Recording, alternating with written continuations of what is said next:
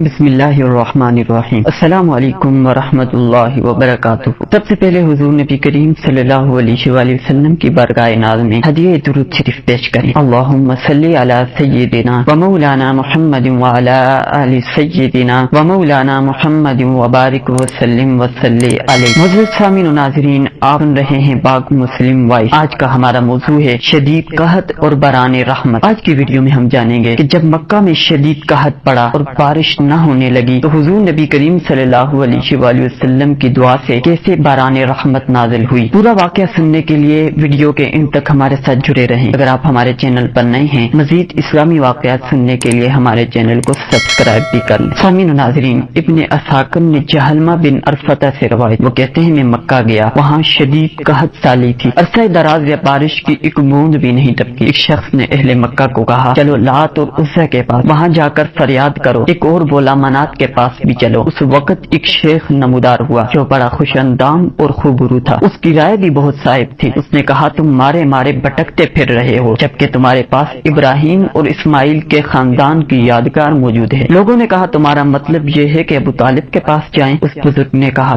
بے شک۔ سب لوگ کھڑے ہو گئے، میں بھی ان کے ساتھ کھڑا ہو گیا۔ ہم نے جا کر ابو طالب کا دروازہ کھٹکھٹایا، اب باہر نکلے، سب لوگ آپ کی طرف دوڑے۔ عرض کی اے ابو طالب، قحط سالی نے وادی کو جلا کر رکھ دیا ہے، بال بچے بھوک سے بلک رہے ہیں، تشریف لائیے اور بارش کے لیے دعا مانگیے۔ حضرت ابو طالب سب کے ہمراہ روانہ ہوئے، ان کے ساتھ ایک نوخیز نوجوان بھی تھا، یعنی حضور نبی کریم صلی اللہ علیہ وآلہ وسلم ان کے ساتھ موجود تھے۔ جو معلوم ہوتا تھا کہ مہر درخشاں ابھی بادلوں کے اوٹ سے باہر نکلا ہوا۔ حضور کے ارد گرد کئی آپ کے ہم عمر بھی تھے۔ ابو طالب نے آپ کو پکڑا اور آپ کی پشت کعبہ کے ساتھ لگا۔ اس نوجوان نے سراپا عز و نیاز بن کر دعا کے لیے ہاتھ اٹھائے۔ اس وقت آسمان پر بادل کا نام و نشان تک نہ تھا۔ آپ کے مبارک ہاتھ اٹھتے ہی جگہ جگہ سے بادل کی ٹکڑیاں نمودار ہونے لگی اور چند لمحوں میں بادل امٹ کر آ گئے اور بارش برسنے لگی۔ ایسی موسلادھار بارش برسی کے ساری وادیاں لبریز ہو گئی، سارے میدان لبالب پر گئے۔ کچھ عرصہ بعد ہر طرف سبز گھاس لہلہانے لگی، مرجھائے ہوئے